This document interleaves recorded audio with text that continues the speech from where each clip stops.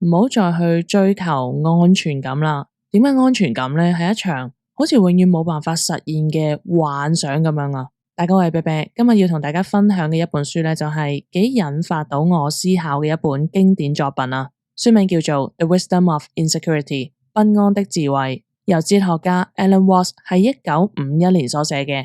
Alan Watts 係一個好出名嘅宗教學者同埋哲學家嚟㗎，佢好擅長咧將東方嘅哲學概念轉譯成為咧西方人容易理解嘅方式啊。今日我哋講呢一本咧不安的智慧，正正就係咧佢對現代啊，即係好多人咧都好焦慮啊，焦慮嘅根源到底係啲咩呢？我諗大家都試過呢啲嘅經歷啦，就係明明咧你生活入邊一切都 OK 㗎，幾好啊，咁但係啦，總係咧擔心未來會發生咧某啲嘢啊，庸人自擾。又或者係啦，當我哋達成咗一個目標之後咧，個快樂好短暫嘅啫，好快咧，你已經有開始啊為下一個目標而焦慮啊，而慢慢咧你會發現有一個問題咧，就係點解我哋越係追求安全感，反而覺得越係不安嘅咧？今日我就會講部分呢本書嘅精華內容啦，而如果你聽完今集再想聽晒成本書嘅話咧，咁你可以撳下面條 link 去加入會員啦。一加入咗會員，你就可以解鎖晒咧成個頻道超過120本書籍啊！早餐會員係每一日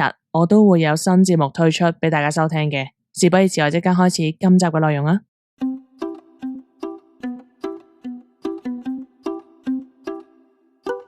咁作者 Alan 喺書入邊咧就提出咗一個核心嘅觀點啦，佢就話啦，人生中唯一不變嘅咧就係變化咯，即係我哋成日都所講嘅變幻才是永恆啊！而我哋一般人成日都想追求嘅嗰種嘅安全感咧，嗰一種永恆穩定嘅狀態根本就唔存在噶，因為事實就係咧，你諗下，每一刻都喺度流逝緊嘅，每一刻都喺度變化緊。我哋嘅人生咧，我哋嘅生命入邊咧，冇乜嘢係真係可以被凝固喺時間入邊噶。我哋嘅身體啦、思想、情感，甚至係一啲我哋認為堅固不變嘅嘢咧，其實都係不斷變化緊噶，最終走向消亡。嗱，咁樣講咧，聽落好似好悲觀咁樣，係嘛？咁但係啦，作者意思咧，唔係話要你去陷入絕望啊，相反啦，佢認為咧，正正係我哋對安全感呢一種咁執着嘅追求，先係造成我哋呢一代人咧點解咁焦慮啊？咁作者嘅解釋啦，佢就話啦，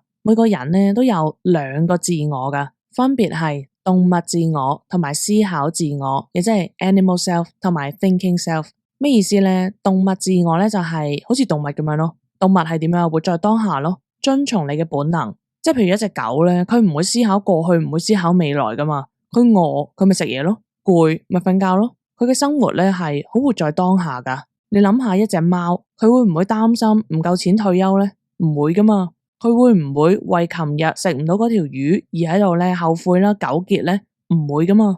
動物自我係遵從本能一啲嘅去生活啦。嗱，相比之下咧，我哋嘅思考自我咧 ，thinking self。係有一個時間嘅意識噶，就係咧我哋會連接過去、現在同埋未來發生嘅一啲嘢啊！正正係因為有呢個連續性咧，我哋相信自己咧係一個穩定不變嘅個體咯。即係話你一個人，你係唔係淨係呢一刻嘅存在噶嘛？即係你有記憶噶嘛？你有過去啦，你記得咧可能10歲嘅自己做過啲乜嘢啦？呢一刻嘅你唔係淨係當刻嘅你，而係咧一個擁有過去啦、種種嘅經歷啦。回憶啦，有一個連貫性啦。你認為自己咧，即係10歲嘅你，就係而家嘅嗰個你咯，同一個人嚟噶嘛？嗱，呢一個 thinking self 咧，呢一個思考自我，就令到我哋咧好渴望永恆同埋穩定啊，抗拒一啲嘅變化，同埋咧對死亡有一個嘅恐懼啊。因為我哋成日咧都諗好多嘢噶，係嘛？又諗過去啦，又擔憂咧未來啦。咁我記得有一次咧，同朋友講起啲退休計劃啦，佢就話啦。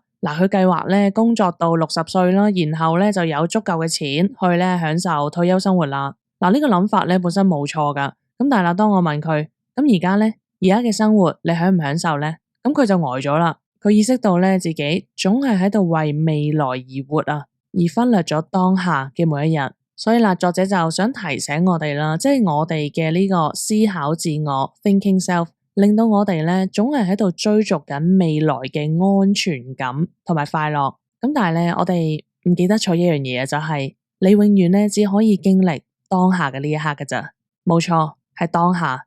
你當下嘅呢一刻，聽緊啤啤我呢把聲嘅呢一刻，飲緊你眼前嘅呢杯咖啡嘅呢一刻，當下。而當未來真正嚟到嘅時候咧，佢又變成咗當下咯。咁但係咧，當個未來變咗當下嘅時候，你喺嗰陣咧，你又會再擔憂個未來啊，即係成件事咧係不斷咁樣 loop 咯，不斷喺度重複。你永遠咧都係擔憂緊未來，但係你永遠都冇辦法咧去活在當下。呢一種對未來嘅執着咧，就令到我哋冇辦法全然體驗當下嘅生活。結果就係你既冇享受當下，亦都冇辦法去真正抵達嗰個想象中嘅有安全感嘅未來啊！即係大家明唔明我講咩啊？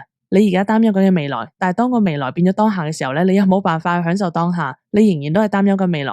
咁結果就係你永遠都冇辦法享受任何東西咯。呢個咧又令我諗起我媽。即係年輕嘅時候咧，都好搏命去做嘢啦，係嘛？成日都話咧，等佢有錢咧就點點點啦。咁但係啦，當佢而家叫做退休啦，但係你個年紀已經唔容許咧，你做好多嘢噶啦。即係譬如係佢而家腳痛咯，關節痛咯，去旅行都唔想噶啦，直情係佢自己唔想啊，因為你隻腳真係痛啊。所以啦，如果可以翻轉頭嘅話咧，我諗好多人咧都希望喺人生每一個階段都俾自己一啲當下嘅快樂咯，而唔係將所有嘅希望咧都寄託喺未來身上啊。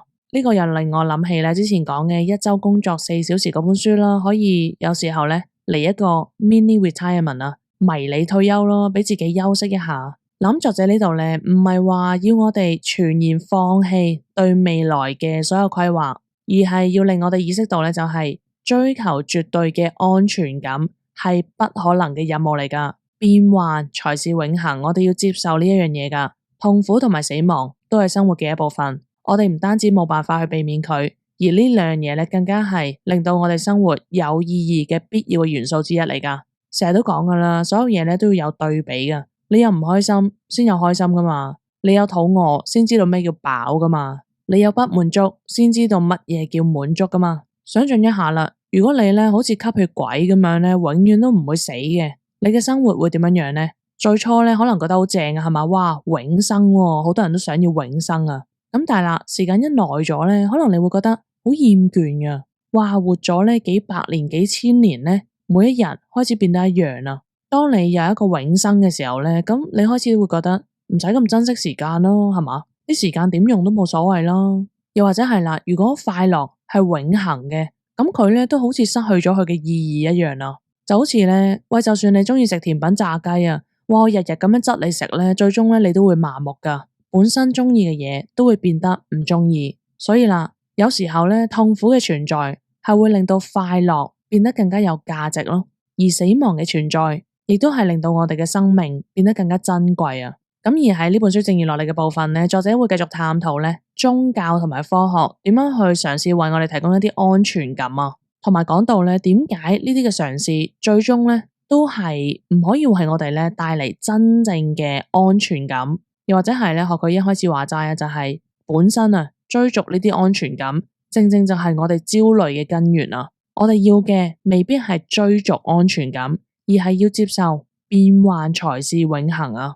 所以啦，聽完今集，我哋可以思考一下咧，喺我哋嘅生活入邊，我哋有幾多時間係真正活在當下嘅咧？我哋係咪咧都成日為咗追求未來嘅安全感，而錯過咗當下嘅體驗咧？而作者喺之後都會教導我哋點樣去活在當下啦，點樣擁抱我哋嘅 animal self 動物本能，而真正嘅自由唔係要掌控生活啊，而係順流而活啦。如果你對呢本書剩餘落嚟嘅部分都有興趣咧，可以撳下面條 link 加入會員去收聽啦。會員們聽日再傾，拜拜。